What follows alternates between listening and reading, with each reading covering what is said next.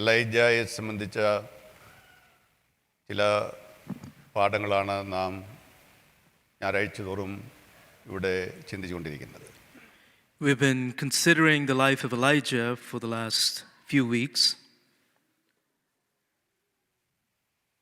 വളരെ അഡ്വഞ്ചറസ് ആയിട്ടുള്ള ഒരു ജീവിതവും ശുശ്രൂഷയുമായിരുന്നു ഏലിയാവിൻ്റെതെന്ന് നാം കേൾക്കുകയുണ്ടായി. What we've heard so far is that the life of Elijah and the ministry of Elijah was very adventurous. ഇസ്രായേലിലെ വിശ്വാസത്യാഗത്തിൻ്റെ അത്യുച്ചകോടിയിൽ ക്ലൈമാക്സിൽ ആണ് ഈ പ്രവാചകൻ ജീവിച്ചിരുന്നതും ശുശ്രൂഷിച്ചിരുന്നതും. Elijah had served and lived at a time when faith was greatly exhibited sacrificially. ദൈവത്തോടുള്ള ഏകാന്തത വളരെയേറെ ഇഷ്ടപ്പെടുന്ന ഒരു മനുഷ്യനായിരുന്നു അദ്ദേഹം.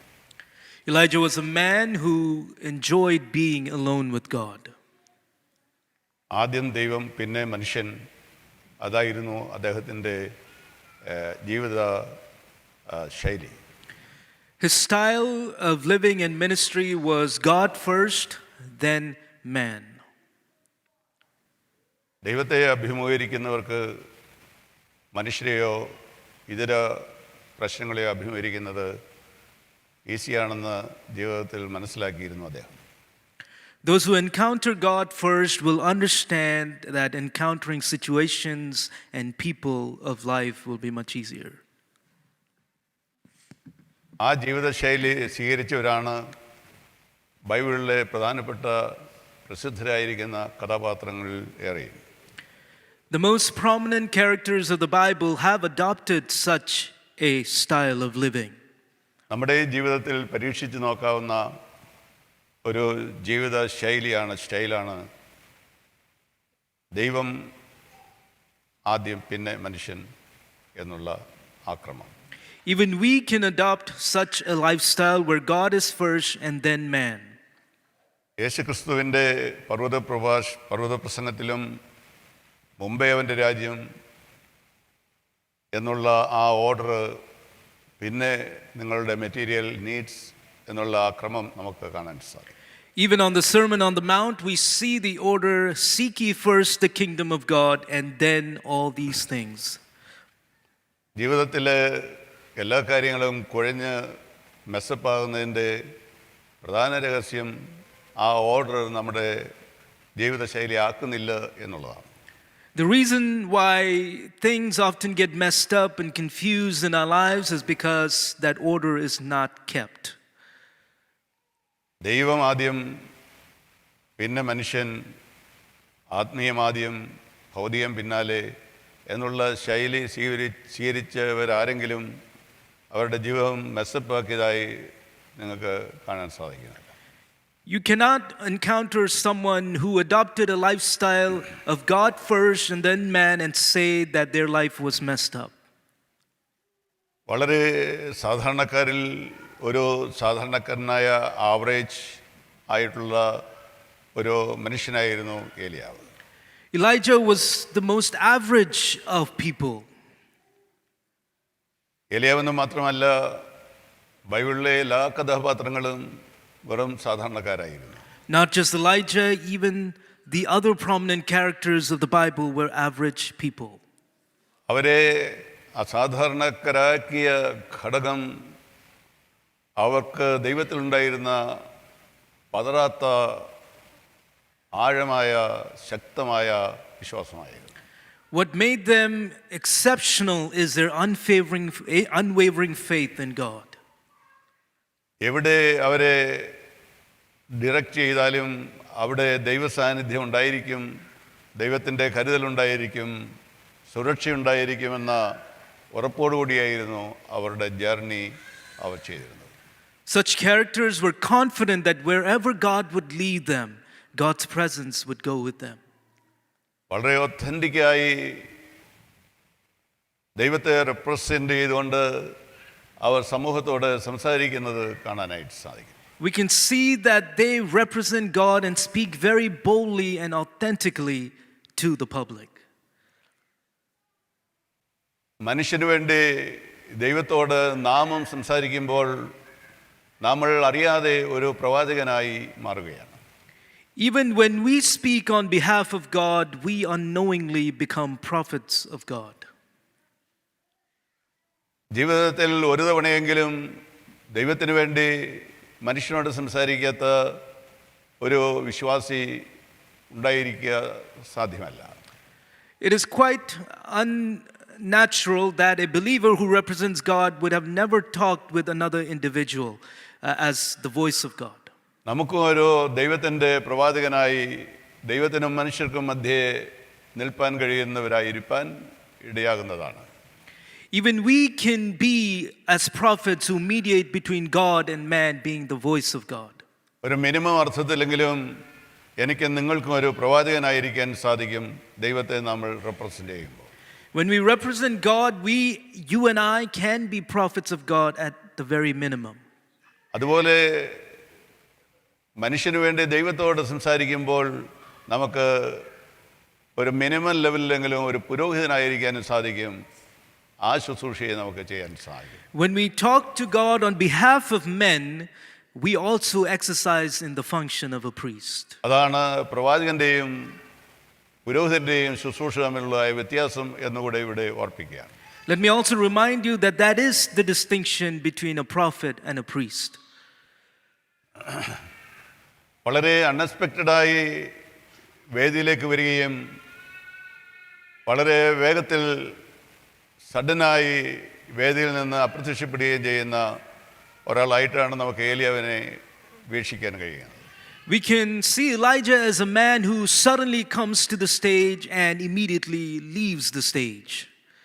അദ്ദേഹത്തിൻ്റെ ശുശ്രൂഷ കാലയളവ് ഷോർട്ടായിരുന്നു എന്നല്ല ഞാൻ ഉദ്ദേശിച്ചത്. അദ്ദേഹം ഒരു രോഗിയായി കിടക്കുകയോ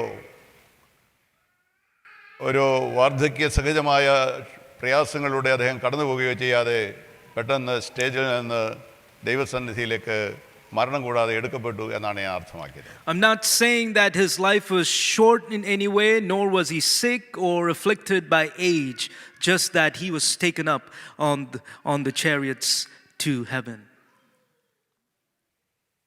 ഏലിയാവ് തൻ്റെ ശുശ്രൂഷ കൊട്ടാരത്തിൽ അന്നത്തെ ഏറ്റവും അറിയപ്പെടുന്ന നീചനായ ദുഷ്ടനായ ഒരു ഭരണാധികാരിയുടെ മുമ്പിലാണ് ശുശ്രൂഷ ആരംഭിച്ചത്. Elijah began his ministry in front of a very evil king of the time. അദ്ദേഹത്തിൻ്റെ ഭാര്യ അദ്ദേഹത്തെക്കാളും വളരെ വിൽ പവറുള്ള ഒരു സ്ത്രീയായിരുന്നു. The king's wife was one who had much more willpower than him. അന്ന് രാജ്യം നേരിട്ടതായ ഏറ്റവും വലിയ പ്രശ്നം ആത്മീയ തലത്തിൽ അവർ നേരിട്ട യുദ്ധമാണ്. The most concerning issue of that time was the war in terms of religion and spirituality. എല്ലാ രാജ്യങ്ങളും ഇന്നും എന്നും നേരിടുന്നതായ പ്രശ്നം ആത്മീയ യുദ്ധമാണ്. ആ യുദ്ധത്തിൽ ആര് വിജയിക്കുന്നു എന്നുള്ളത് പ്രധാനപ്പെട്ട ഒരു വിഷയമാണ്. The war that is common in those days and even today among nations is a war of spirituality. It's a spiritual war. യഹോവയാണോ ദൈവം ബാലാണോ ദൈവം എന്നുള്ള ആ യുദ്ധത്തിൽ ദൈവം യഹോവയാണ് ദൈവമെന്ന് തെളിയിക്കുക എന്നുള്ളതായിരുന്നു ഏലിയാവിൻ്റെ ഏറ്റവും വലിയ challenge. Elijah's biggest challenge was to prove who God was. Was it God of heaven or was it Baal? And that was his biggest challenge.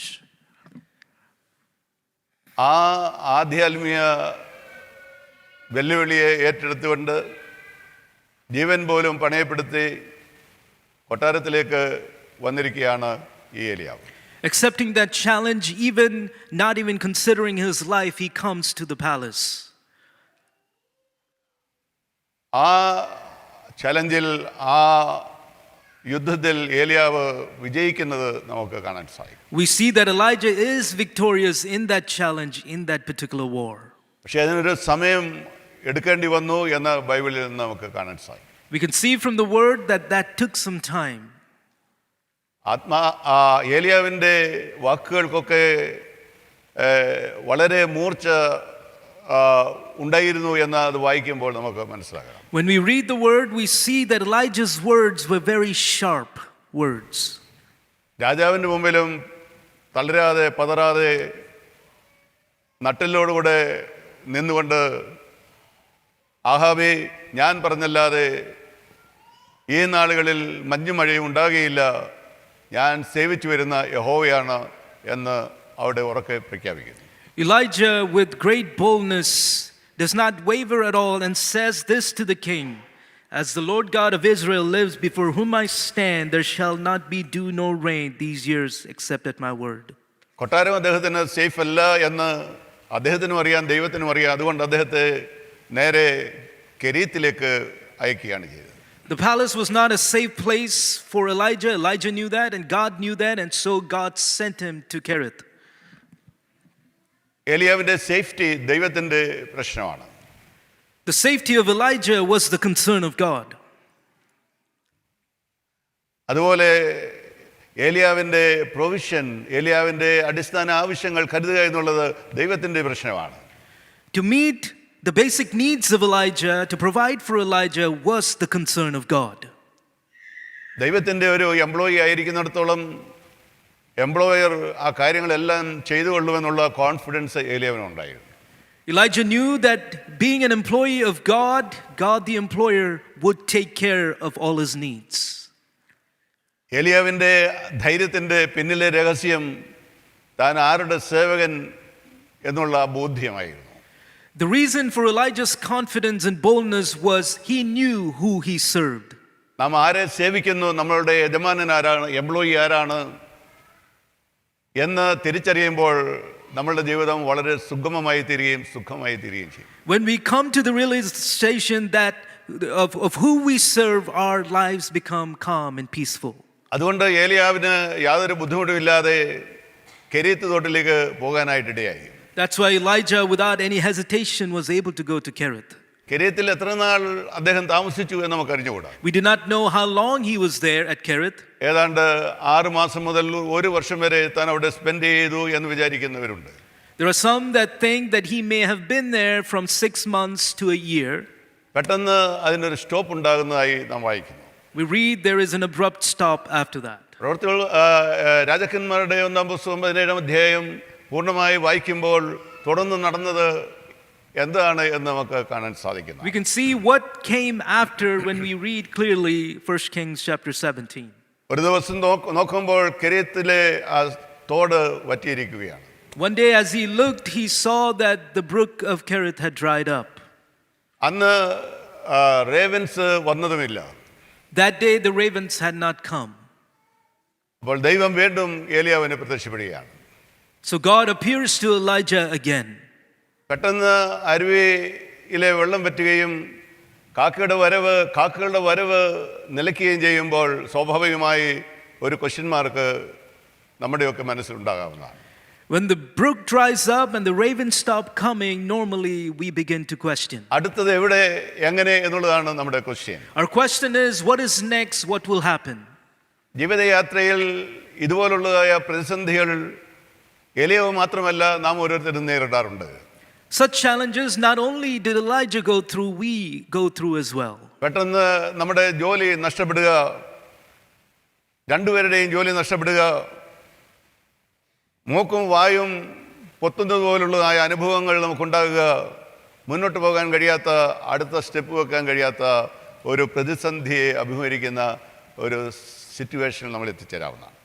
We may come to a situation where 1 or 2 of the jobs are lost and we are in complete shock.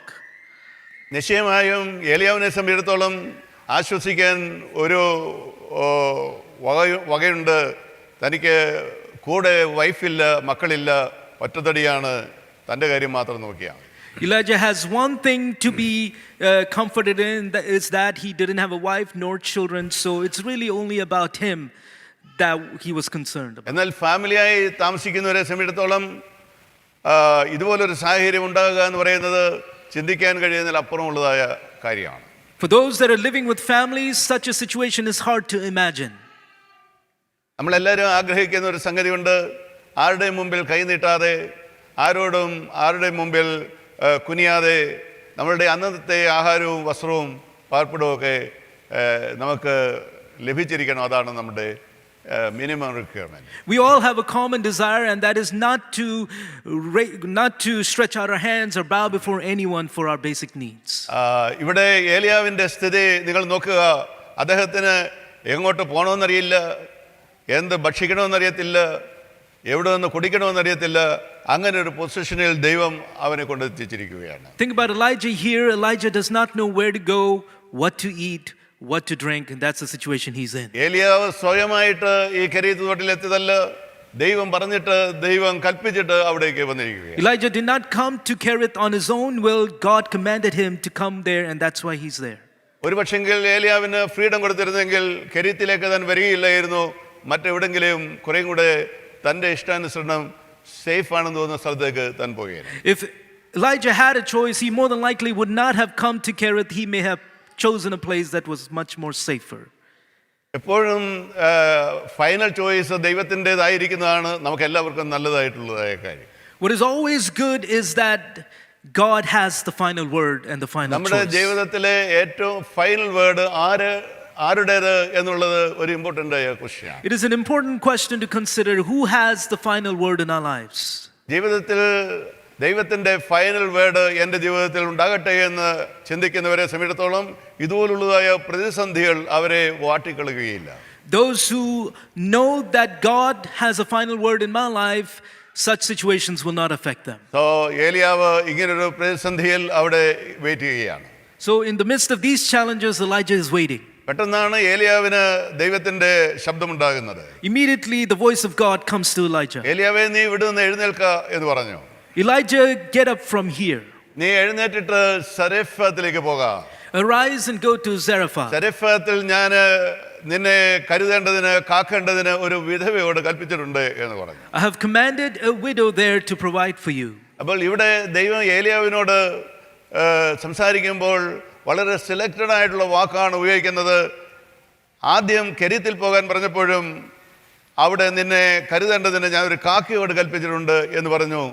ഇവിടെ സെരെഫത്തിലേക്ക് പോകാൻ പറയുമ്പോൾ അവിടെയും പറയുന്നത് ഞാനൊരു വിധവയോട് ആ കാര്യം കൽപ്പിച്ചിട്ടുണ്ട് എന്നാണ്. See, God is using very selected words here when talking to Elijah. First he says, go to Kerith and I've commanded ravens to provide for you. Second he says, to go to Zarephath, I have commanded a widow there to provide. നേരത്തെ ഓർപ്പിച്ച ഒരു കാര്യം വീണ്ടും ഞാൻ ഇവിടെ stress ചെയ്ത് പറയുകയാണ്.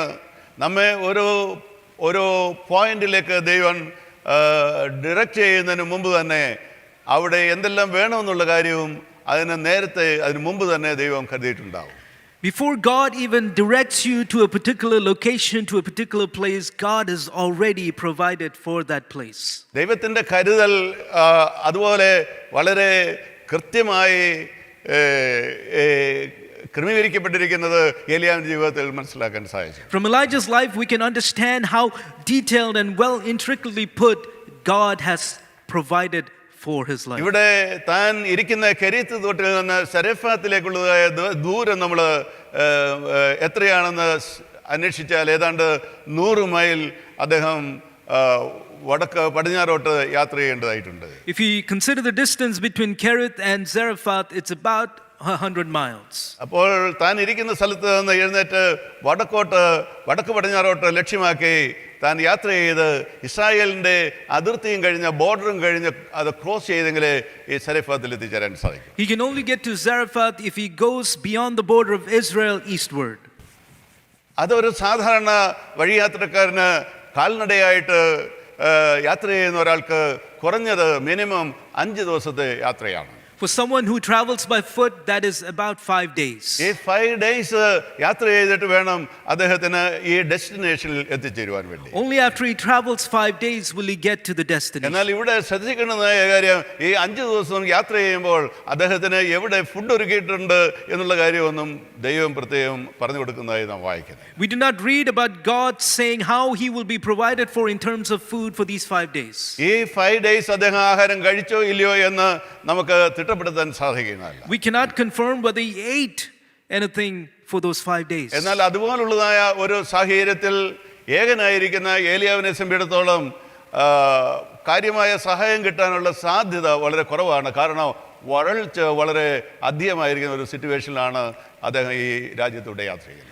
It is unlikely that Elijah being alone would have been provided for in those 5 days because of the severe famine of that time. ആവശ്യത്തിന് ഭക്ഷണമില്ലാതെ പാനീയമില്ലാതെ ഏകാന്തപാധ്യനായി കാൽനടയായി 5 ദിവസം യാത്ര ചെയ്ത് വിദേശത്ത് എത്തിച്ചേരുക എന്ന് പറയുന്നത് ദുഷ്കരമായ ഒരു പ്രോജക്റ്റാണ്, ഒരു ചലഞ്ചാണ് തൻ്റെ മുമ്പിൽ. It is a very hard challenge before him to travel 5 days to get to Zarephath without food or drink or the basic needs. ഇവിടെ തിസ്ബയിൽ നിന്ന് കൊട്ടാരത്തിലേക്കുള്ള യാത്രയും കൊട്ടാരത്തിൽ നിന്ന് കെരീത്തിലേക്കുള്ള യാത്രയും തട്ടി നോക്കുമ്പോൾ ഈ യാത്രയേക്കാൾ വളരെ ചലഞ്ചായിട്ടുള്ള, വളരെ കഠിനമായിട്ടുള്ള, ദുഷ്കരമായിട്ടുള്ള ഒരു യാത്ര, കുറേ കൂടെ ഇൻറ്റൻസിറ്റി നോക്കുമ്പോൾ അധികമായിട്ടുള്ള ഒരു യാത്രയാണ് അദ്ദേഹത്തിന് ഉള്ളത്. If you consider Elijah's journey from Tishbe to the palace and from the palace to Kerith, the travel from Kerith to Zarephath is more challenging. അപ്പോൾ യാത്രയുടെ ബുദ്ധിമുട്ട് നമ്മൾ ഒന്ന് തൂക്കി നോക്കുമ്പോൾ, അതിനെ വേ ചെയ്യുമ്പോൾ നമുക്ക് മനസ്സിലാകും അദ്ദേഹം അതിൻ്റെ പ്രയാസത്തിൽ നിന്ന് അധികം പ്രയാസത്തിലേക്കും അതിലേക്കാൾ പ്രയാസത്തിലേക്കും താൻ പോയിക്കൊണ്ടിരിക്കുകയാണ്. If you look at his journeys, we can fairly assume that he's going from intensity to greater intensity to greater intensity. ഇവിടെ എല്ലാം ഏലിയാവിൻ്റെ ആ സംയമനം, ആ സെൽഫ് കൺട്രോൾ നമുക്ക് കാണാൻ സാധിക്കും. യാതൊരു കംപ്ലൈൻസും ഇല്ലാതെ, ആവലാതിയും ഇല്ലാതെ, വിറുവിറുപ്പില്ലാതെ, താന് പരാതികളില്ലാതെ ആ സ്ഥലത്തേക്ക് യാത്ര ചെയ്യാം. If you consider Elijah, you'll see that he is still journeying on without any complaints or any murmuring. ദൈവത്തോട് ഒരു ചോദ്യം ചോദിക്കാതെ അനുസരിക്കുന്ന ഭക്തന്മാരെ കുറിച്ചാണ് ബൈബിളിൽ രേഖപ്പെടുത്തിയിരിക്കുന്നത്. The Bible records characters that go on the journey that God provides for them without complaining. നോഹയോട് ദൈവം വളരെ ഏറെ ബുദ്ധിമുട്ടുള്ളതായ ചലഞ്ചായിട്ടുള്ളതായ ഒരു കാര്യമാണ് ആവശ്യപ്പെട്ടത്. നീ ഒരു കപ്പലുണ്ടാക്കണം, ഒരു ഷിപ്പ് ഉണ്ടാക്കണം. ഇന്ന് അതിൻ്റെ ഒരു മാതൃക ഉണ്ടാക്കുന്നതിന് മാത്രം 1.6 മില്യൺ ആണ് എന്ന് ഞാൻ വായിക്കുകയുണ്ടായി. See, Noah was asked of God to build a ship with specific details. To make such a ship today is about $1.6 million, and that was a challenging task. നെതർലൻഡില് ഒരു ഡച്ചുകാരൻ ജൊഹാൻസ് ഷിപ്പ് എന്ന പേരിൽ അറിയപ്പെടുന്ന ഒരു ship ഉണ്ടാക്കി അദ്ദേഹത്തിൻ്റെ പോക്കറ്റിൽ നിന്ന് മാത്രം ചെലവഴിച്ചത് 1.6 മില്യൺ ആണ്. A Dutch person in the name of created a ship in the name of Johan's ship, which was $1.6 million just from his own pocket. ഒരു നോഹയുടെ കപ്പലിൻ്റെ ഒരു മിനി കോപ്പിയാണ്, ഒരു മാതൃകയാണ് അദ്ദേഹം ഉണ്ടാക്കി വെച്ചിരിക്കുന്നത്. What he created was a mini copy of the ship that Noah built. ഇവിടെ നോഹയോട് അത് ഉണ്ടാക്കാൻ പറയുമ്പോൾ വലിയ ഒരു പ്രൊജക്റ്റ് തന്റെ മുമ്പിൽ ദൈവം വയ്ക്കുകയായിരുന്നു. When Noah was asked of God to do this was a very big project. അദ്ദേഹത്തിന് ആ സമയത്ത് 3 ഓഫീസുകളുണ്ടായിരുന്നു എന്ന് നമ്മൾ മറന്നു പോകരുത്. At that time he had 3 offices that we should remember. അദ്ദേഹം വീട്ടില് 3 ആൺമക്കളുടെ പിതാവും താനൊരു ഭർത്താവുമാണ്. താനൊരു പിതാവ് എന്നുള്ള നിലയിൽ വീട്ടിലെ കാര്യങ്ങളൊക്കെ താൻ ചെയ്യണം. He was the father of 3 and a husband, and he had to take care of the home. താന് ഒരു പ്രീച്ചറാണ്. ദൈവം അദ്ദേഹത്തെ പ്രീച്ച് ചെയ്യാനായിട്ട് വിട്ടതായി നമ്മൾ വായിക്കുന്നുണ്ട്. ആ ഓഫീസും താൻ ചെയ്യേണ്ടതായിട്ട്. He's also a preacher because God sent him to preach, so that was also his office. അതിന്റെ ഇടയ്ക്ക് വേണം ഈ ഷിപ്പ് ഉണ്ടാക്കുക എന്നുള്ള പ്രോജക്റ്റ് താൻ ചെയ്യാൻ വേണ്ടി. And in the middle of that he has to build a ship that God has given a project for him. യാതൊരു ചോദ്യം ചോദിക്കാതെ താനത് ചെയ്തു തീർത്തു എന്ന് പറയുമ്പോൾ ഒരു ഭയങ്കര ചലഞ്ച് താൻ ഏറ്റെടുക്കുകയായി. Without asking any questions, he starts building. That's a big challenge that he takes on. ദൈവം കൽപ്പിക്കുമ്പോൾ ചോദ്യം ചെയ്യാതെ, മറുത്തു നിൽക്കാതെ, റെസിസ്റ്റ് ചെയ്യാതെ കംപ്ലീറ്റ് ഒബീഡിയൻസ് കാണിക്കുന്നവരെയാണ് ദൈവത്തിന് ആവശ്യമായിട്ടുള്ളത്. What God needs are people that will go forth when he offers or when he commands them to go without any questions. ദൈവം ഏബ്രഹാമിനോട് ഞാൻ കാണിപ്പാനിരിക്കുന്ന ദേശത്തേക്ക് പോക എന്ന് പറഞ്ഞപ്പോൾ യാതൊരു ചോദ്യവും ചോദിക്കാതെ താൻ ദൈവത്തെ അനുസരിക്കുന്നത് കാണാൻ. When God told Abraham to go to a place that I will show you, he goes there without any questions. മോശയോട് നീ ഇസ്രായേലിനെ നയിക്കുക എന്ന് പറയുമ്പോൾ ഈ 40 വർഷം അല്ലെങ്കിൽ അങ്ങോട്ടുള്ളതായ മരുഭൂമിയിലെ യാത്രയിൽ കാര്യങ്ങൾ എങ്ങനെയാകുമെന്നുള്ള അനേക ചോദ്യങ്ങൾ അദ്ദേഹത്തിനുണ്ടായിരുന്നു. പക്ഷെ അതൊന്നും ചോദിക്കാതെ പൂർണ്ണമായി ദൈവത്തെ അനുസരിക്കണം കാണാം. When God commanded Moses to lead the people of Israel for 40 years, he had several questions in his mind, but he doesn't bring them before God. എരിഹോ കോട്ടയെ തകർക്കാൻ വേണ്ടി യോശുവയുടെ നേതൃത്വത്തിൽ തൻ്റെ കൂടെയുള്ളവർ അതിന് ചുറ്റും പ്രൊസഷൻ നടത്തുന്ന സമയത്ത് അവർക്കാർക്കും ക്വസ്റ്റ്യൻ ഇല്ലായിരുന്നോ എന്ന് ഞാൻ നിങ്ങളോട് ചോദിക്കുകയാണ്. When Joshua was commanded to circle Jericho to capture it, do you think that they had no questions when God asked them to do that? എന്തുകൊണ്ടാണ് അവർ ആവലാതി പറയാതിരുന്നത്? അവർ എന്തുകൊണ്ടാണ് പരാതി പറയാതിരുന്നത്? മറിച്ച് അതൊന്നും ചെയ്യാതെ ദൈവത്തെ കംപ്ലീറ്റ് ആയി 100% അനുസരിക്കാൻ അവർ തയ്യാറായി. Why is it that they did not complain but completely obey God? ഇവിടെ ഇത് ഏലിയാവും അതേ കാര്യമാണ് ചെയ്തിരിക്കുന്നത്. Here Elijah is doing the same thing. തന്റെ യാത്രയുടെ ആ ദുരിതം വർദ്ധിച്ചുകൊണ്ടിരിക്കുകയാണ്. The challenges of his journey are greater. തന്റെ യാത്രയുടെ ദൂരം വർദ്ധിച്ചുകൊണ്ടിരിക്കുകയാണ്. The distance of the journey is greater. ജീവിതം കൂടുതൽ ദുഷ്കരമായി കൊണ്ടിരിക്കുകയാണ്. And his life is becoming a bit more challenging. നീ സരെഫാത്തിലേക്ക് പോകാം. Go to Zarephath.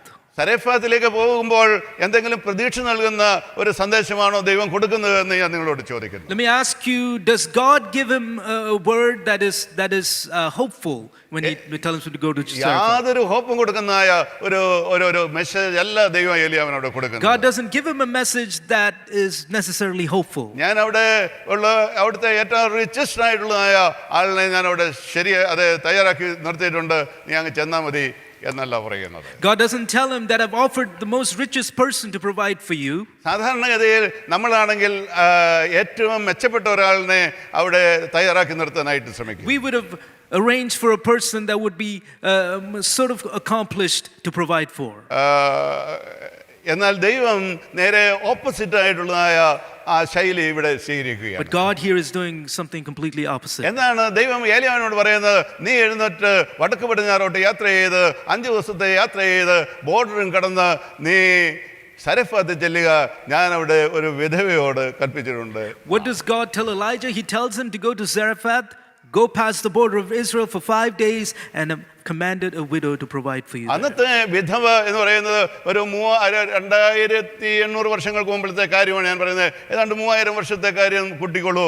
3000 വർഷങ്ങളിലെ പഴക്കം ഉള്ള ആ കാലഘട്ടത്തിൽ ആ പീരീഡിൽ ഒരു വിധവ എന്ന് പറഞ്ഞാൽ നിരാശ്രയ ഹെൽപ്ലെസ് ആയിട്ടുള്ള ഒരു സിറ്റുവേഷനിലാണ് കഴിയുന്നത്. Let's just imagine this was about 3000 years ago, and a time like that a widow was completely helpless. ആരെയെങ്കിലും ആശ്രയിച്ചെങ്കിൽ മാത്രമേ അവർക്ക് ജീവിക്കാനായിട്ട് സാധിക്കൂ. Only if they depend on someone can they really live. അങ്ങനെയുള്ളതായ ഒരു ഇടത്തേക്ക് നീ പോകാൻ എന്ന് പറഞ്ഞാൽ പോകാൻ മനസ്സ് വെക്കുന്ന എത്ര പേരുണ്ടായിരിക്കും?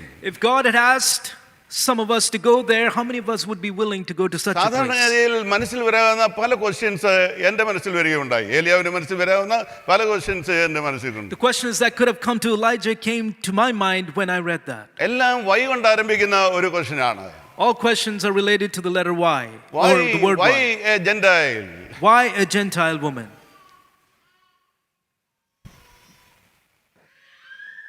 Why a widow? Why a widow? Why beyond the border?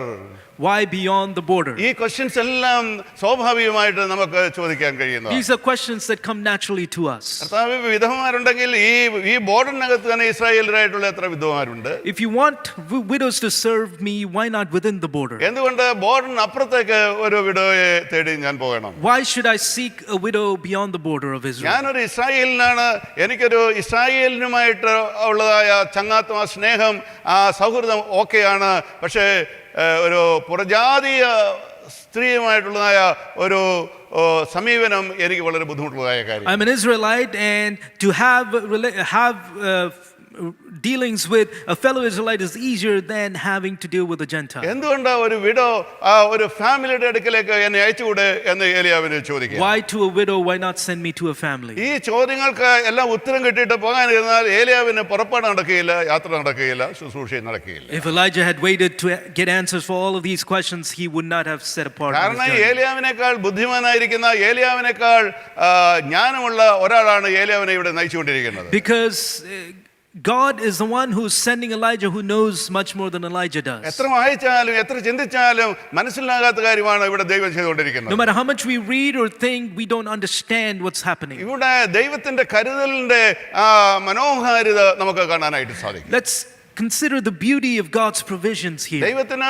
ഒരു ഈഗിളിനെ ദൈവത്തിന് ഒരുക്കമായിരുന്നു. അവിടെയാണ് റേവനെ ദൈവം ഒരുക്കിയത്.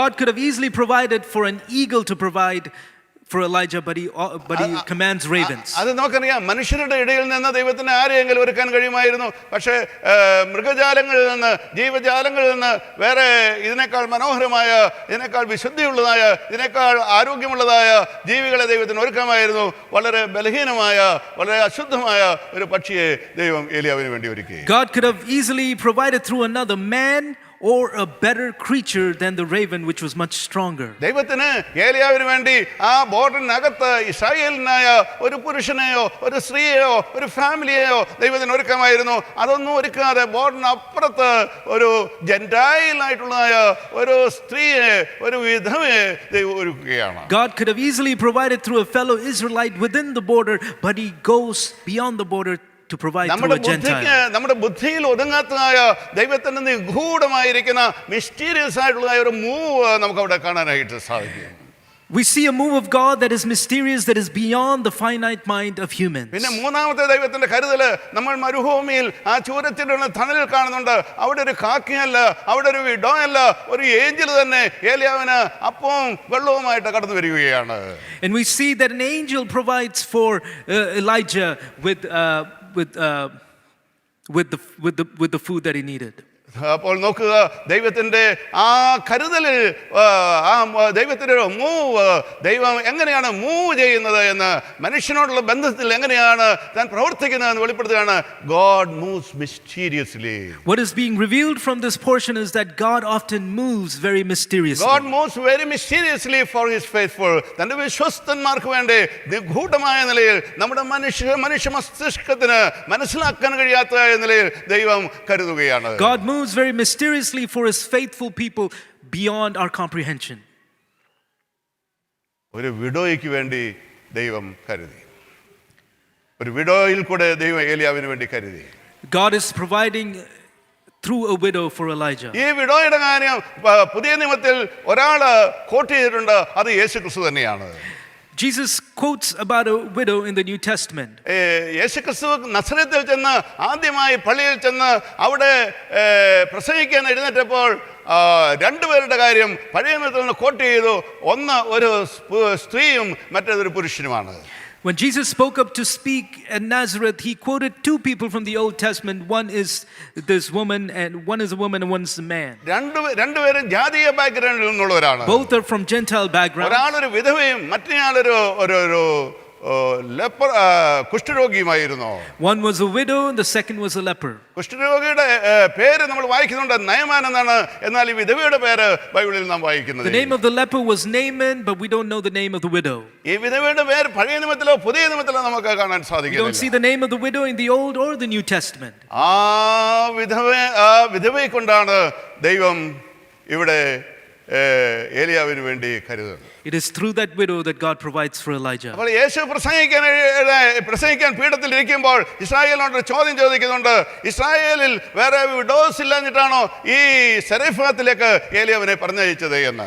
And we see people asking Jesus, is it because there was no other widow within Israel that he sends him to Zarephath? നിശ്ചയമായിട്ടും വേറെ ഏതെല്ലാം വഴികൾ ദൈവത്തിനുണ്ടായിരുന്നു. എന്നാൽ മനുഷ്യരാരും ചിന്തിക്കാത്ത നിലയിൽ ഒരു വിഡോയുടെ അടുക്കൽ, ഒരു ജെന്റൈലിന്റെ അടുക്കൽ, ബോർഡിനപ്പുറത്തേക്ക് ഈ ഏലിയാവിനെ പറഞ്ഞു വിടുകയാണ്. Certainly there were other ways to provide for Elijah, but God commands him to go to Zarephath to meet that widow. ദൈവത്തിന്റെ കരുതലിന്റെ മാർഗം നമുക്കാർക്കും മനസ്സിലാകുകയില്ല. We cannot understand the means with which God provides. എന്തിനു വേണ്ടിയാണ് ദൈവം ഈ സ്ത്രീയുടെ അടുക്കലേക്ക് അയക്കുന്നത്? Why is it that God sends him to this woman? ഈ വിധവയുടെ അരക്ഷിതാവസ്ഥ അവൾ തന്നെ അവളുടെ വാക്കുകളിലൂടെ വെളിപ്പെടുത്തുന്നുണ്ട്. We can see from her own words the helpless state that she's in. ഏതാണ്ട് മിനിമം 5 ദിവസത്തെ വഴിയാത്രയ്ക്ക് ശേഷം താൻ ക്ഷീണിച്ച് ദാഹിച്ച് ഒരു ഒരു വളരെ അവശനായി ആ പോയിന്റിൽ അവിടെ ഈ വിധവയെ കണ്ടുമുട്ടുകയാണ്. Elijah, after 5 days of journey, very impoverished, is meeting this woman, a widow. അല്പം വിശ്രമം ആഗ്രഹിക്കുന്ന, അല്പം ആഹാരം ആഗ്രഹിക്കുന്ന, അല്പം വെള്ളത്തിന് വേണ്ടി കൊതിക്കുന്ന ഒരു പ്രവാചകനെയാണ് ഏലിയാവിൽ ആ സമയത്ത്. What we see in Elijah the prophet is a man who wants a bed, probably some food, something to eat or drink. ഇനി ഏലിയാവിനെ കരുതാനായിട്ട് ദൈവം ഒരുക്കിയിരിക്കുന്ന ആ സ്ത്രീയെ നമുക്കൊന്ന് നോക്കാം. ആ സ്ത്രീയുടെ അവസ്ഥയും കൂടെ നമുക്കൊന്ന്. Now let's look at the woman that God has provided for Elijah and consider her state. അവൾ നേരത്തെ തന്നെ വളരെ വേഗത്തിൽ വിധവയായി തീർന്നതാണ്. ഭർത്താവിന്റെ മരണം നേരിൽ കണ്ട ഒരു സ്ത്രീയാണ്. She is a woman who faced the death of her husband at a very young, early age. ഒരു പക്ഷെങ്കിൽ അധികം നാള് അവർക്ക് കുടുംബജീവിതം നയിക്കാൻ ഭർത്താവിനോടൊത്ത് ജീവിക്കാൻ സാധിച്ചു കാണില്ല. They may not have spent time together as husband and wife for very long. ഒരു മകന് അവൾക്കുണ്ട്. She has one son. ഇനിയും ജീവിക്കാൻ വലിയ ആശയൊന്നുമില്ലാതെ ലാസ്റ്റ് ഡിന്നർ കഴിച്ചേച്ച് മരണത്തിന് മുമ്പുള്ള ഒടുവിലത്തെ മീൽ കഴിച്ചിട്ട് മരിക്കാൻ തയ്യാറായ ഒരു വിധവ. Without desiring to live any further, they were planning to just have their last dinner and go. ഒരു പിടി മാവും ഭരണിയിൽ അല്പം എണ്ണയും മാത്രം അവശേഷിച്ചിരിക്കുന്ന ആ രാജ്യത്തെ ഏറ്റവും ദരിദ്രയായിരിക്കുന്ന ഒരു സ്ത്രീ ഇവിടെ ഏലിയാവിന്റെ ഓപ്പോസിറ്റിലായിട്ട് നിൽപ്പുണ്ട്. Here is a woman, a widow, with a handful of flour and a jar of oil, just waiting before Elijah. Last preparation. മരണത്തിന് മുമ്പ് മകനും അമ്മയും ആഹാരം കഴിച്ചതിന് ശേഷം അവസാനിപ്പിക്കാൻ, ജീവിതം അതോടെ തീരാൻ തിരശ്ശീലയിടാൻ കാത്തിരിക്കുന്ന ഒരു പാവപ്പെട്ട ഹെൽപ്ലെസ് ആയിട്ടുള്ള ഒരു സ്ത്രീ. This was a helpless woman after having the last dinner with her son, was awaiting, just hoping for her death. ആളിനെ കാണുമ്പോൾ നമ്മുടെ മനസ്സിൽ എന്താണ് ഉണ്ടാകുന്നത്? When we look at such a person, what would come to our mind? എന്നെ കരുതാൻ ദൈവം order ചെയ്തിരിക്കുന്ന ആൾ കൊള്ളാമല്ലോ എന്ന് നമ്മൾ പറയും. We may think, wow, it's quite interesting, the person that God has provided to provide for me. ഞാൻ അവൾക്ക് വേണ്ടിയാണോ കരുതേണ്ടത്, അവൾ എനിക്ക് വേണ്ടിയാണോ കരുതേണ്ടത്? Should I provide for this widow or should the widow provide for me? ആരാണ് യഥാർത്ഥത്തിൽ ഏറ്റവും ഹെൽപ്ലെസ് ആയിരിക്കുന്ന സിറ്റുവേഷനിൽ? Who is really helpless in that situation? യഥാർത്ഥത്തിൽ ഇങ്ങനെയുള്ളതായ ഒരു അപ്രോച്ച്, ഇങ്ങനെയുള്ളതായ ഒരു ഒരു കൂടിക്കാഴ്ച എന്ന് പറയുന്നത് ദൈവത്തിന് മാത്രമേ ചിന്തിക്കാനായിട്ട് സാധിക്കുകയുള്ളൂ. എന്നെ കൊണ്ട് യാതൊരു വിധത്തിലും ഇങ്ങനൊരു ക്രമീകരണം ചെയ്യാൻ സാധിക്കില്ല. Only God could have made such an arrangement. There is no way that I could have done something like this. ഏലിയാവിനെ ഇപ്പോൾ നമ്മൾ ചർച്ച ചെയ്യുകയാണെന്ന് ഇരിക്കട്ടെ, ചർച്ചിന്റെ കമ്മിറ്റി ഉണ്ട്, അല്ലെങ്കിൽ കൗൺസിൽ ഉണ്ട്, ജനറൽ ബോഡി ഉണ്ട്, അവരെല്ലാം കൂടി ഇങ്ങനൊരു തീരുമാനം എടുക്കുമോ എന്ന് ചോദിക്കുകയാണ്. Let us consider if the committee or the council of the church, would they ever come up with such a decision? ഇതുപോലൊരു തീരുമാനം എടുത്ത് വോട്ടിനിട്ടാൽ എത്ര വോട്ട് കിട്ടാൻ സാധ്യതയുണ്ടായെന്ന് ഞാൻ ചിന്തിക്കുന്നുണ്ട്. If we made such a decision and asked for a vote, how many votes would we get? Vote കൊണ്ട് തീരുമാനിക്കുന്ന കാര്യങ്ങളല്ല ദൈവത്തിന്റെ തീരുമാനങ്ങൾ. God's decisions are not based on votes. ഇവിടെ നിസ്സഹായനായിരിക്കുന്ന ഒരു മനുഷ്യനെ നമുക്ക് കാണാനായിട്ട് സാധിക്കും, നിസ്സഹായനായിരിക്കുന്നതായ ഒരു സ്ത്രീയെയും കാണാനായിട്ട് സാധിക്കും. ഇവരെ രണ്ടുപേരെയും തമ്മിൽ കൂട്ടുമുട്ടിപ്പിക്കുകയാണ്. ആ ബോർഡിന് വെളിയിൽ അവർ തമ്മിൽ കൂട്ടുമുട്ടുന്നു. We see a helpless man and a helpless widow, and they meet together beyond the border of Israel. ഇവർ രണ്ടുപേരും കൂടെ കൂട്ടുമുട്ടിയതിന് ശേഷം അവര് ഒന്നിച്ച് അവരുടെ വീട്ടിൽ എത്ര നാൾ വസിച്ചു എന്നൊരു ചോദ്യം കൂടെ നമുക്ക് വേണമെങ്കിൽ ചോദിക്കാം. We may ask, how long did they reside in the house together once they met? ഏതാണ്ട് 2 മുതൽ 3 വരെയുള്ള വർഷങ്ങൾ ഏലിയാവ് അവളുടെ വീട്ടിൽ താമസിക്കാൻ ദൈവം അങ്ങോട്ട് പറഞ്ഞയച്ചിരിക്കുകയാണ്. God has sent him there for him to live about 2 to 3 years in that house. ഈ ഇസ്രായേലിലെ വരൾച്ചയെ കുറിച്ച് പറയുന്ന കാലഗതി 3.5 വർഷമാണ്. The famine of Israel is referred to as 3.5 years. അപ്പോൾ ആ 3.5 വർഷത്തിൽ ഓൾറെഡി ഒരു ഹാഫ് പോയി എന്ന് വിചാരിക്കുക. Imagine half of those years have passed. അല്ലെങ്കിൽ 1 വർഷം പോയി എന്ന് വിചാരിക്കുക. Imagine a year may have passed. എന്നാലും 2.5 വർഷം ഇനി അവിടെ കഴിയേണ്ടി വരും. Still there are 2.5 years. So ആ 2.5 വർഷം ഏലിയാവിനെ പോറ്റാൻ വിധവയുടെ അടുക്കൽ അയക്കുമ്പോൾ ഒരു നേരത്തെ ഒരു ഭക്ഷണം പോലും കൊടുക്കാൻ ഏലിയാവിന് കൊടുക്കാൻ അവിടെ ഉണ്ടായിരുന്നു. In these 2.5 years of potential famine, there was no chance for this widow to provide even one meal. അതാണോ ദൈവത്തിന്റെ കരുതൽ? Is that God's provision? അങ്ങനെ ഒരു സാഹചര്യത്തിൽ എത്തിച്ചേരുമ്പോൾ ദൈവത്തിന് സ്തോത്രം എന്ന് പറയാൻ നമുക്ക് എത്ര പേർക്ക് കഴിയും? How many of us can praise God when we reach such a situation? വളരെ ബുദ്ധിമുട്ടുള്ളതായ ഒരു സിറ്റുവേഷൻ ആയിരുന്നു. That is a very difficult situation. എന്തിനു വേണ്ടിയാണ് ദൈവം അങ്ങനെ ഒരു സാഹചര്യം ഒരുക്കിയത്? Why did God arrange for such a thing? ദൈവം തൻ്റെ ശക്തി വെളിപ്പെടുത്തേണ്ടതിന് വേണ്ടി, വിശ്വസ്തന്മാർക്ക് വേണ്ടി തൻ്റെ ശക്തി, തൻ്റെ പവർ വെളിപ്പെടുത്തേണ്ടതിന് വേണ്ടി ദൈവം ഓരോരോ പ്രതിസന്ധിയിൽ, വിഷമസന്ധിയിൽ, വിഷമവൃത്തത്തിൽ, ഫസലിൽ നമുക്ക് കൊണ്ടുവന്നാക്കും. God often brings individuals to challenging situations to show his power to faithful people. അതാണ് ഏലിയാവിനും ഇവിടെ സംഭവിച്ചിരിക്കുന്നത്. That's what's happening to Elijah. ഇവിടെ ദൈവത്തിന്റെ ആ പവർ വെളിപ്പെടുത്താനായിട്ടുള്ളതായ ഒരു അവസരം ദൈവം നോക്കിയിരിക്കുകയാണ്. God is looking for an opportunity to reveal his power. ഒരു വിധവയെ അവളുടെ ക്ഷാമത്തിൽ പോറ്റാൻ കഴിയുന്നത് എങ്ങനെയാണെന്ന് ഇസ്രായേലിനും വിജാതിയർക്കും വെളിപ്പെടുത്തി കൊടുക്കേണ്ടതായ ഒരു ഓപ്പർച്യൂണിറ്റിയാണ് ദൈവത്തിന് മുമ്പിൽ വന്നിരിക്കുന്നത്. God considers this as an opportunity as to how to provide for the widow. നമ്മുടെ ജീവിതത്തിലെ നല്ല കാലങ്ങളല്ല, മോശമായ കാലങ്ങളാണ്, ആകാത്ത കാലങ്ങളാണ് നമ്മുടെ ജീവിതത്തിൽ ദൈവത്തിന് തന്റെ മഹത്വം വെളിപ്പെടുത്താനുള്ളതായ സമയങ്ങൾ. It is not necessarily in the good times, but in the bad and the challenging times that God's power is revealed. ബൈബിളിലെ ചരിത്രങ്ങളെല്ലാം നിങ്ങൾ വായിച്ചു നോക്കിക്കൊള്ളൂ. ജീവിതത്തിലെ ഏറ്റവും മെച്ചപ്പെട്ടതായ കാലങ്ങളിലല്ല ദൈവം തന്റെ പവർ, ദൈവത്തിന്റെ ശക്തി, ദൈവത്തിന്റെ ഗ്ലോറി താൻ വെളിപ്പെടുത്തിയിട്ടുള്ളത്. It is not in the good times that we read in the Bible that God has often provided. നിങ്ങൾ യോഹന്നാന്റെ സുവിശേഷം മാത്രം വായിച്ചു നോക്കിയാൽ മതി. അവിടെ യോഹന്നാന്റെ സുവിശേഷത്തിൽ യേശു ചെയ്തതായ പ്രധാനപ്പെട്ട 7 അത്ഭുതങ്ങൾ പറഞ്ഞിട്ടുണ്ട്. ആ 7 അത്ഭുതങ്ങളും ഏറ്റവും ജീവിതത്തിന്റെ ഉയർന്ന ക്ലൈമാക്സിലല്ല, ഏറ്റവും താണ ബോട്ടം സ്റ്റേജിലാണ് ദൈവം ചെയ്തത്. If you read the Gospel of John, there are 7 miracles that are listed there, and all of those are in challenging times. 2-3 ഞാൻ ഉദാഹരണത്തിന് പറയാം. അവിടെ വെഡിങ്, കാനാവിലെ വെഡിങ് നടക്കുന്ന സമയത്ത് ആ വീഞ്ഞ് ഇല്ലാതെ പോയപ്പോൾ ദൈവം തന്റെ മഹത്വത്തോടെ വെളിപ്പെടുത്തുകയാണ്. The first was at the wedding at Cana when they ran out of wine and God reveals his power through and miracle by turning water into wine. 38 സംവത്സരം രോഗിയായി കിടന്നായ ഒരു മനുഷ്യന്റെ അടുക്കലേക്ക് അതുവരെയും കടന്നു ചെല്ലാതെ 38 വർഷം ഒരുപക്ഷെങ്കിൽ നെക്സ്റ്റ് ഡേയിൽ ചാകുമെന്ന് വിചാരിച്ച് കിടക്കുന്ന ആ മനുഷ്യന്റെ അടുക്കലേക്ക് യേശു കടന്നു ചെന്നിട്ട് അവനെ കൈക്ക് പിടിച്ച് എഴുന്നേൽപ്പിക്കുകയാണ്.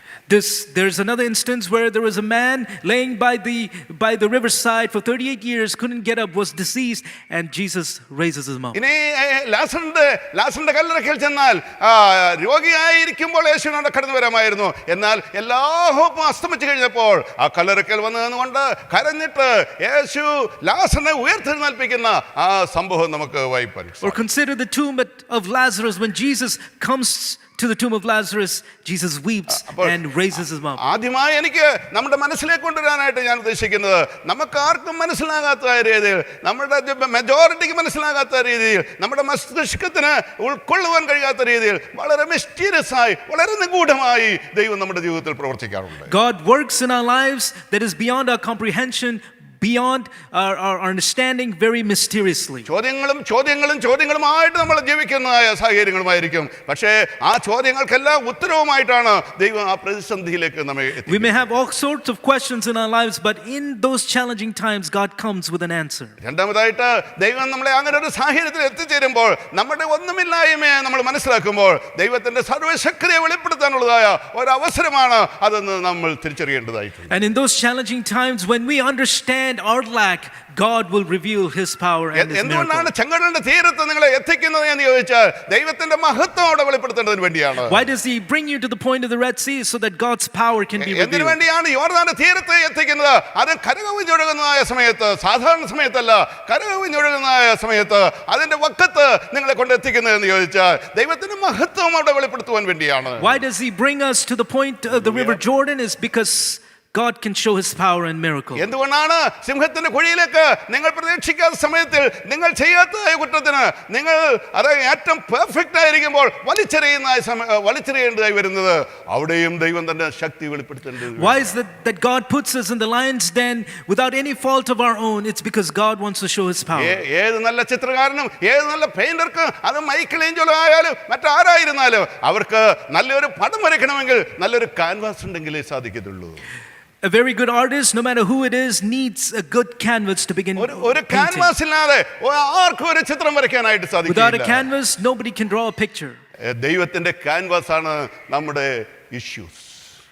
God's canvas is the issues നമ്മുടെ of our life. പ്രശ്നങ്ങൾ, നമുക്ക് പരിഹരിക്കാൻ കഴിയാത്ത സാഹചര്യങ്ങൾ, ഉത്തരമില്ലാത്ത ചോദ്യങ്ങളുമായി കഴിയുന്ന സിറ്റുവേഷൻ എന്ന് പറയുന്ന ദൈവത്തിന് തൻ്റെ പണം വരയ്ക്കാനുള്ള, തൻ്റെ കലാവിരുത് പ്രകടിപ്പിക്കാനുള്ളതായ ആ സാഹചര്യങ്ങളാണ്. The questions that we have is the canvas of God upon which God draws his picture. ദൈവത്തിൻ്റെ മഹത്വം വെളിപ്പെടുത്താൻ ആഗ്രഹിക്കുന്നു. God desires to show his എല്ലാ power. കാലത്തും ദൈവം തന്റെ മഹത്വം വെളിപ്പെടുത്തുവാനായിട്ട് At ആഗ്രഹിക്കുന്നു. all times, God wants to reveal his glory. ബൈബിളിൽ ഇങ്ങനെ ഒരു വാക്യമുണ്ട്, തങ്കലേഖാഗ്രഹീതന്മാരായിരിക്കുന്നവർക്ക് വേണ്ടി തന്നെത്താൻ ബലവാനെന്ന് കാണിക്കേണ്ടതിന് ദൈവത്തിന്റെ കണ്ണ് ഭൂമിയിൽ എല്ലായിടത്തും ഇങ്ങനെ ഊടാടി സഞ്ചരിച്ചുകൊണ്ടിരിക്കുകയാണ്. We see in the Bible that God's eyes are searching across the earth to Praise find God. those that will hope and seek after ദൈവം him. തന്റെ ശക്തിയെ വെളിപ്പെടുത്തുവാനായിട്ട് ആഗ്രഹിക്കുകയാണ്. It's so that God's power will be revealed. അബ്രഹാമിന്റെ കാലത്ത് വെളിപ്പെടുത്തിയെങ്കിൽ, If God revealed it in the time of Abraham, മോശയുടെ കാലത്ത് ദൈവം അത് വെളിപ്പെടുത്തിയെങ്കിൽ, if he did that in the time of Moses, യോശുവയുടെ കാലത്ത് അത് വെളിപ്പെടുത്തിയെങ്കിൽ, if he did it in the time of Joshua, ദാനിയേലിന്റെ കാലത്ത് അത് വെളിപ്പെടുത്തിയെങ്കിൽ, if he did it in the time of Daniel, അപ്പോസ്തലന്മാരുടെ കാലത്ത് അത് വെളിപ്പെടുത്തിയെങ്കിൽ, if in the time of the apostles, എന്നും ദൈവത്തിന് അത് വെളിപ്പെടുത്താൻ കഴിയും. even today he can do അവൻ that. ഇന്നലെ ഇന്നും എന്നും യഥാവാനാണ്. Because he's the same yesterday, today and forever. അതുകൊണ്ട് ഏലിയാവ് നീ മടിക്കേണ്ട ആവശ്യമില്ല. So Elijah, do not hesitate. Get up and go to Seraph. Arise and go to Zarephath. Praise the Lord. Amen. ദൈവത്തിന്റെ കരുതൽ നീ കാണും. We see God's provision there. നീ ദൈവത്തിന്റെ കരുതൽ അനുഭവിക്കുന്നത് മാത്രമല്ല, Not only will you experience God's provision, എൻ്റെ മഹത്വം ആ പുറജാതീയ ലോകം അറിയും. but that Gentile world will know my glory. ആ വിധവയെ അറിയും, The widow will know, ആ വിധവയുടെ മകൻ അറിയും, the son of the widow will know, നിന്റെ റിലേറ്റീവ്സ് എല്ലാം അറിയും, all the relatives will know, ഈ ജാതി മുഴുവനും അറിയും. all of the Gentile nation will know. എന്തുകൊണ്ടാണ് ഏലിയാവിനെ അവിടേക്ക് അയച്ചത്? Why did Elijah go there? ദൈവത്തെ അറിയുന്ന ഒരു ജനം അപ്പോസ്റ്റേറ്റ് പീരീഡിലേക്ക് പോയപ്പോൾ, People that knew God when they went into apostasy, ദൈവത്തെ അറിയാത്ത ഒരു ജനതയുടെ നടുവിലേക്ക് വിശ്വാസവീരനായ ഏലിയാവിനെ അയക്കുകയാണ്.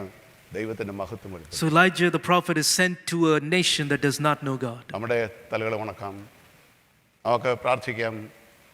ഒരുപക്ഷെങ്കിൽ നിങ്ങളെ ഈ ഹോസ്പിറ്റലിൽ ഒരു ഡോക്ടറായി, ഒരു നേഴ്സായി, നിങ്ങൾ ജോലി ചെയ്യുന്ന സ്ഥാപനത്തിൽ നിങ്ങൾ ഒരു ഓഫീസറായി, അല്ലെങ്കിൽ അവിടെ ഒരു സ്റ്റാഫായി ജോലി ചെയ്യുന്നത്, Maybe you're employed in a hospital, in an office as a doctor or an employee. അതിന് ദൈവത്തിന് ഉദ്ദേശമുണ്ട്. God has a plan for that. മാസം തോറും ശമ്പളം വാങ്ങിക്കുന്നു എന്നുള്ളതിനേക്കാൾ ഉപരിയായ ഒരു ഉദ്ദേശമുണ്ട്.